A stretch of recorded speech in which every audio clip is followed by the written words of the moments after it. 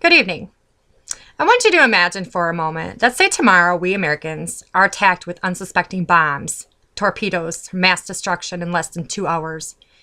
I want you to imagine our U.S. military is attacked and lives are lost, destroying our battleships, our airplanes, and airfields, losing husbands, brothers, sons, and civilians. Now imagine it's 1941. This was their reality. The Japanese attacked Pearl Harbor on December 7, 1941, in 2 separate attacks lasting 110 minutes. According to History.com, more than 2,000 American soldiers and sailors died in the attack, and 1,000 were wounded. Approximately 70 civilians were killed, 35 wounded. Shocking, unimaginable destruction, lives lost, and the need for retaliation were sought in one of the greatest speeches of all time. This speech was a declaration for war and would signal the U.S. involvement in World War II. This speech would unite the U.S. as a nation, eventually ending World War II and ending isolationism that was once upon us. This speech will forever be known as the Pearl Harbor Address to the nation, or, as some call it, the Day of Infamy speech by our President, Franklin D. Roosevelt, the very next day, December 8, 1941.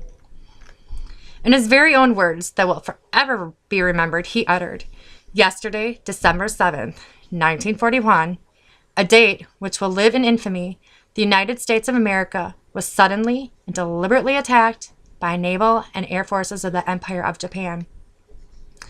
President Roosevelt used techniques in his speech to grab the attention of his audience, starting with this introduction of being deliberately attacked.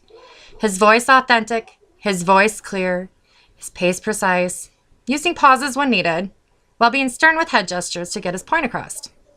He uses a chronological event in the body of his speech, describing events prior to and leading up to the attack. He explains being at peace with that country, and that there was no hint of a threat or an attack. He tells us how the Japanese government deliberately sought to deceive us while attacking other countries. He concluded with declaring war on Japan. Roosevelt's speech was unemotional at this time, letting the events speak for themselves versus using his own opinion. He reminds us not only was he our president, he was also the commander-in-chief for the Army and the Navy. He wanted Americans to understand the severity of what happened, justifying the reasons for needing to go to war. He wanted their support. The use of repetitive, clear, and simple words emphasized and captivated his audience, reiterating and emphasizing terms like attacked, deliberately, premeditated, deceived, unprovoked, and dastardly, gave a personal and emotional touch with words. At the same time, he used words like unbounded determination, triumph, overcome, and victory to help justify war. So what was the audience like at this time? Well, I believe after an event such as this, that today an audience would probably react in almost the same way. After President Roosevelt was introduced, the audience sat in their seats and became utterly quiet, listening to the events that had taken place. Clapping and praising would come during the speech at those times that deemed necessary. At one point, Roosevelt stated, "The American people, in their righteous might, will win through to absolute victory." There was a standing ovation, clapping and hollering.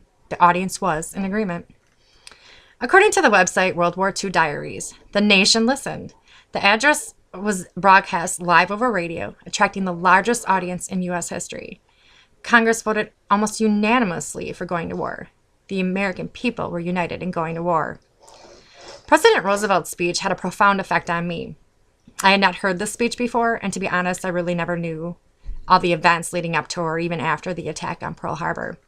I was given a history lesson, as well as having the ability to watch how he spoke and engage the nation as a whole and as a true leader. His wording was simple, yet impactful. His speech was short, yet to the point. The speech was well written, with pauses when needed, and addressed the nation as a whole. I can only hope that in my future speeches, I am able to convey through wording and tone of voice my points as President Roosevelt did.